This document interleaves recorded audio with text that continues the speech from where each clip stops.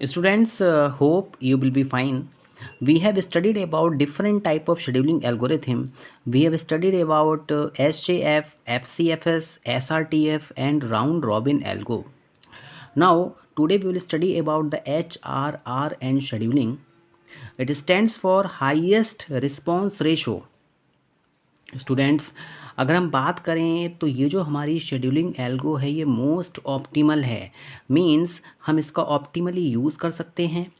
This is non pre-emptive algo. एक चीज़ आपको और ध्यान में रखनी है कि मैंने आपको बताया था कि दो तरीके की शेड्यूलिंग एल्गो होती है। एक हमारी प्रीएम्प्टिव होती है, एक हमारी नॉन प्रीएम्प्टिव होती है। एंड हम ये कह सकते हैं कि ये जो हमारी शेड्यूलिंग एल्गो है is done on the basis of extra parameter called response ratio. यहाँ पर रिस्पॉन्स रेशो देखा जाता है। आपने एग्जाम्पल्स देखे थे, वहाँ पे हमने कंप्लीशन टाइम फाइंड आउट किया, वहाँ पे हमने turn around time find out किया, हमने वेटिंग टाइम फाइंड आउट किया, उसके बाद हमने रिस्पॉन्स टाइम फाइंड आउट किया था। तो रिस्पॉन्स का रेशो यहाँ पे फाइंड आउट किया जाता है और उसके बेसिस पे शेड्यूलिंग की जाती है डिफरेंट डिफरेंट प्रोसेसेस की, जिससे कि उनका एग्जीक्यूशन हो सके सीपीयू के थ्रू। नाउ स्टूडेंट्स, ये रिस्पॉन्स रेशो, अगर मैं रिस्पॉन्स रेशो की बात करूं, is calculated for each of the available jobs. जितनी भी जॉब्स अवेलेबल होती हैं उन सब का रिस्पॉन्स रेशो कैलकुलेट किया जाता है। And the job with the highest response ratio, और हमारे पास में जॉब है जिसका कि रिस्पॉन्स रेशो बहुत ज़्यादा हाईएस्ट होता है, उसको प्रायोरिटी दी जाती है अदर प्रोसेसेस पर। तो स्टूडेंट्स, रिस्पॉन्स रेशो अगर आप कैलकुलेट करना चाहते हैं तो उसके लिए आपको एक फार्मूला दिया हुआ है। यहाँ पर ये जो फार्मूला आपको शो किया गया है, इसमें response ratio is equal to डब्ल्यू plus s divide by s. डब्ल्यू क्या है? वेटिंग टाइम को शो कर रहा है। एस क्या है? सर्विस टाइम को शो कर रहा है और बस टाइम को शो कर रहा है। तो स्टूडेंट्स, अगर आप waiting time plus service time को प्लस करके सर्विस टाइम से डिवाइड कर देते हैं तो जितनी भी प्रोसेसेस आती हैं उन सब का रिस्पॉन्स रेशो आपके पास में आ जाएगा। हम जो टेबल क्रिएट करेंगे उसमें आप देखेंगे, with the help of that we can schedule the processes with the help of response ratio. Now, अब जो यहाँ पे हमारा रिस्पॉन्स रेशो होता है, हाईएस्ट रिस्पॉन्स रेशो, वो डायरेक्टली प्रोपोर्शनल होता है वेटिंग टाइम के। वेटिंग टाइम जितना ज़्यादा होगा रिस्पॉन्स रेशो उतना ही ज़्यादा रहेगा, और ये आपका इन्वर्सली प्रोपोर्शनल होता है बर्स्ट टाइम के। मींस बर्स्ट टाइम जितना ज़्यादा होगा रिस्पॉन्स रेशो उतना ही कम होगा। बर्स्ट टाइम कम होगा, रिस्पॉन्स रेशो ज़्यादा होगा। नाउ स्टूडेंट्स, तो स्टूडेंट्स, जैसा कि मैंने आपको बताया कि जो हमारा हाईएस्ट रिस्पांस रेशो होता है वो वेटिंग टाइम के डायरेक्टली प्रोपोर्शनल होता है, और जो हमारा बर्स्ट टाइम होता है, मीन सर्विस टाइम होता है किसी भी प्रोसेस का, उसके इन्वर्सली प्रोपोर्शनल होता है। स्टूडेंट्स, जो इसमें मोस्ट इम्पॉर्टेंट पॉइंट हैं वो आपको ध्यान में रखने हैं। This algorithm not only favour shorter job but it also concern the waiting time of the longer jobs. ये जो एल्गो है ये शॉर्टर जॉब्स के साथ साथ में जो हमारी लॉन्गर जॉब्स हैं उनके वेटिंग टाइम को भी कंसर्न करता है। मींस ऐसी जॉब्स जिनका बर्स्ट टाइम बहुत ज़्यादा होता है वो लॉन्गर जॉब्स कहलाती हैं। ऐसी जॉब्स जिनका शॉर्टर टाइम होता है वो शॉर्टेस्ट जॉब कहलाती हैं। दूसरा students, it's mode is non preemptive, hence context switching is minimal in this algorithm. अगर हम इस एल्गो की बात करें तो यहाँ पर ये नॉन प्रीएम्प्टिव है। मींस अगर किसी भी प्रोसेस की प्रायोरिटी ज़्यादा है और लो प्रोसेस ने अगर सीपीयू को एक्वायर किया हुआ है तो जब तक लो प्रायोरिटी प्रोसेस का वर्क पूरा नहीं होगा तब तक हाईएस्ट प्रायोरिटी जॉब को सीपीयू एग्जीक्यूट नहीं करेगा, वहाँ पे कॉन्टेक्स्ट स्विचिंग नहीं होगी। मींस कॉन्टेक्स्ट स्विचिंग यहाँ पे मिनिमल होती है जब जब एक सीपीयू किसी प्रोसेस को लीव करके दूसरी प्रोसेस पे जाता है और पहली वाली प्रोसेस के पीसीबी को अपडेट करता है और नेक्स्ट प्रोसेस के पीसीबी को अपलोड करता है तो वो कॉन्टेक्स्ट स्विचिंग कहलाता है। स्टूडेंट्स, अब यहाँ पर हमारे पास में जैसे कि मैंने आपको बताया प्रायोरिटी शेड्यूलिंग, यहाँ पे प्रीएम्पशन भी होता है, नॉन प्रीएम्पशन भी होता है। तो अगर हम प्रायोरिटी शेड्यूलिंग की बात करें, in priority scheduling there is a priority number assign to each process. जितनी भी प्रोसेसेस होती हैं उन सब के लिए यहाँ पर एक प्रायोरिटी नंबर असाइन किया जाता है।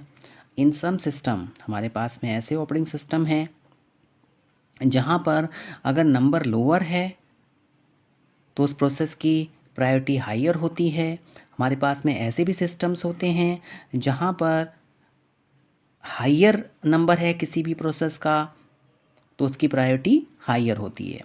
नाउ स्टूडेंट्स, यहाँ पर हमें एक बात ध्यान में रखनी है, ऐसी प्रोसेस जिसकी प्रायोरिटी क्या है, हायर है, among the available processes is given the CPU, उसको सीपीयू का टाइम दिया जाएगा। यहाँ पर हमारे पास में दो तरीके की चीज़ें होंगी, एक प्रीएम्पशन होगा, दूसरा हमारे पास में नॉन प्रीएम्पशन होगा। Students, the priority number assign to each of the process may or may not very. यहाँ पर जो प्रायोरिटी नंबर होता है वो हम किसी प्रोसेस को असाइन करते हैं तो वो वेरी भी कर सकता है और वेरी नहीं भी कर सकता है। If the priority number does not change itself, अगर प्रायोरिटी नंबर अपने आप चेंज नहीं हो रहा है तो इसे हम स्टैटिक प्रायोरिटी कहेंगे। While if it keeps changing, अगर वो लगातार चेंज होता रहता है रेगुलर इंटरवल पे तो उसे हम डायनेमिक प्रायोरिटी कहते हैं। स्टूडेंट्स, अब जो हमारी प्रायोरिटी है वो स्टैटिक प्रायोरिटी होती है और डायनेमिक प्रायोरिटी होती है। जैसे कि मैंने आपको बताया, स्टैटिक प्रायोरिटी में प्रोसेस का प्रायोरिटी नंबर चेंज नहीं होता है चाहे वो प्रोसेस कितनी भी ओल्ड हो। इसी तरीके से जो डायनेमिक प्रायोरिटी होती है उसमें क्या होता है, कोई भी प्रोसेस अगर रेडी क्यू में आती है तो उसकी वेटिंग को अपडेट कर दिया जाता है, उसकी एजिंग को अपडेट कर दिया जाता है और जिससे धीरे धीरे एक low priority process high priority process में कन्वर्ट हो जाती है और सीपीयू उसका एग्जीक्यूशन करना स्टार्ट कर देता है। नाउ स्टूडेंट्स, हम नॉन प्रीएम्प्टिव शेड्यूलिंग की बात करें, this process are scheduled according to priority number assign to them. यहाँ पर जितनी भी प्रोसेसेस होती हैं वो अपने प्रायोरिटी नंबर के थ्रू असाइन की जाती हैं। Once the process get schedule it will run till completion. Non preemption में जैसे ही प्रोसेस शेड्यूल होती है जब तक उसका वर्क कंप्लीट नहीं होता है तब तक सीपीयू उसे एग्जीक्यूट करता है। नाउ स्टूडेंट्स, अब यहाँ पर मेरे पास में एक न्यूमेरिकल है। देखिए, इस सिस्टम में मेरे पास में 7 प्रोसेसेस हैं, P1, P2, P3, P4, P5, P6, 7। यहाँ पे इनकी प्रायोरिटी दी हुई है, यहाँ पे इनका अराइवल टाइम दिया हुआ है, यहाँ पे बर्स्ट टाइम है, कंप्लीशन टाइम हम लोग फाइंड आउट करेंगे, turn around time find out करेंगे, वेटिंग टाइम फाइंड आउट करेंगे। देखिए, जैसे ही प्रोसेस P1 एंटर की सिस्टम में और कोई सी भी प्रोसेस यहाँ पर अवेलेबल नहीं है, मीन्स P1 का एग्जीक्यूशन स्टार्ट हुआ। जैसे ही P1 का एग्जीक्यूशन स्टार्ट हुआ दो प्रोसेस सिस्टम में और आ गई, P2 और P3। अगर हम इनकी प्रायोरिटी की बात करें तो सबसे पहले P3 एग्जीक्यूट होगी, बाद में P6 एग्जीक्यूट होगी। जैसे ही P3 का एग्जीक्यूशन चल रहा था ये 4 प्रोसेस सिस्टम में और आ गई। अब देखिए किस तरीके से हम इसका कंप्लीशन टाइम फाइंड आउट करेंगे। सबसे पहले P1 का एग्जीक्यूशन 3 मिली सेकेंड्स हुआ, उसके बाद P2 और P3 एक साथ में आई, बट P3 की प्रायोरिटी क्या है, ज़्यादा है, तो 3 + 4 यहाँ पे कितना हो गया, 7 हो गया। नाउ स्टूडेंट्स, इसके बाद और ये मेरे पास में 4 प्रोसेसेस आ गई, तो आप देखिए इसकी प्रायोरिटी क्या है, 4 है। इट मीन 7 + 4 आपके 11 हो गए। 11 के बाद में देखिए इसकी 5th प्रायोरिटी है तो यहाँ पे 13 हो गया, ठीक है। इसके बाद में 13 + 5 18 हो गया। नाउ 18 स्टूडेंट्स, इसके बाद हम लोग क्या करेंगे, 18 में हम लोग स्टूडेंट्स यहाँ पर हमने 9 प्लस कर दिया, 27 हो गया और लास्ट में 37। तो ये हमारा हमने यहाँ पे गैंट चार्ट प्रिपेयर किया है। तो इस तरीके से हमने यहाँ पर क्या किया, पूरा का पूरा कंप्लीशन टाइम फाइंड आउट किया। अब मैंने आपको बताया हुआ है कि अगर हम turn around time find out करना चाहते हैं तो कंप्लीशन टाइम में से हम अराइवल टाइम को क्या कर देते हैं, माइनस कर देते हैं। तो यहाँ पर हमारा कंप्लीशन टाइम कितना है, 3 में से 0 माइनस किया 3 आ गया। 18 में से 2 माइनस किया 16 आ गया, 7 में से 1 माइनस किया 6 आ गया, 13 में से 4 माइनस किया 9 आ गया, 27 में से 6 माइनस किया 21 आ गया, 11 में से 5 माइनस किया 6 आ गया, 37 में से 7 माइनस किया 30 आ गया। नाउ स्टूडेंट्स, हमारे पास में वेटिंग टाइम है। वेटिंग टाइम अगर आपको फाइंड आउट करना है तो हम टर्न अराउंड टाइम में से बर्स्ट टाइम को माइनस कर देते हैं। 3 में से 3 माइनस किया 0 आया, 16 में से 5 माइनस किया 11, 6 में से 4 माइनस किया 2, 9 में से 2 माइनस किया 7, 21 में से 9 माइनस किया 12, 6 में से 4 माइनस किया 2, 30 में से 10 माइनस किया। नाउ स्टूडेंट्स, यहाँ पर हमारे पास में 18 आ गया। नाउ स्टूडेंट्स, आप average waiting time find out करेंगे तो इन सबको प्लस करके 7 से डिवाइड कर देंगे, जितनी भी प्रोसेस हमारे पास में सिस्टम्स में हैं, तो आप देखेंगे इतना यूनिट्स हमारे पास में नॉन प्रीएम्पशन में आएगा। तो स्टूडेंट्स, आप ये ध्यान में रखेंगे कि अगर सबसे पहले हमें कंप्लीशन टाइम फाइंड आउट करना होता है, अगर हम प्रायोरिटी को देखेंगे तो देखिए यहाँ पर सबसे पहले मेरे पास में कौन सी प्रोसेस आई, P1। P1 का जब एग्जीक्यूशन चल रहा था तभी P2 और P3 प्रोसेसेस सिस्टम में आ गई, रेडी स्टेट में आ गई। अब P3 की जो प्रायोरिटी है वो क्या है, P2 से ज़्यादा है, तो यहाँ पर P3 का एग्जीक्यूशन पहले होगा। ये नॉन प्रीएम्पशन है, मींस जब तक एक प्रोसेस का वर्क फिनिश नहीं होगा तब तक दूसरी प्रोसेस वर्किंग स्टेट में नहीं आएगी, रनिंग स्टेट में नहीं आएगी। मींस 3 + 4 कितना हो गया, 7 हो गया।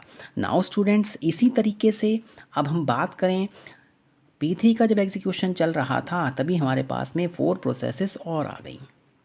अब इन प्रोसेस के एग्जीक्यूशन में भी हमें यहाँ पे प्रायोरिटी देखनी होगी। तो अगर हम प्रायोरिटी देखें तो P6 की जो प्रायोरिटी है वो ज़्यादा है, तो मीन्स P6 का पहले एग्जीक्यूशन होगा, तो 7 + 4 यहाँ पे कितना हो गया आपका, 11 हो गया।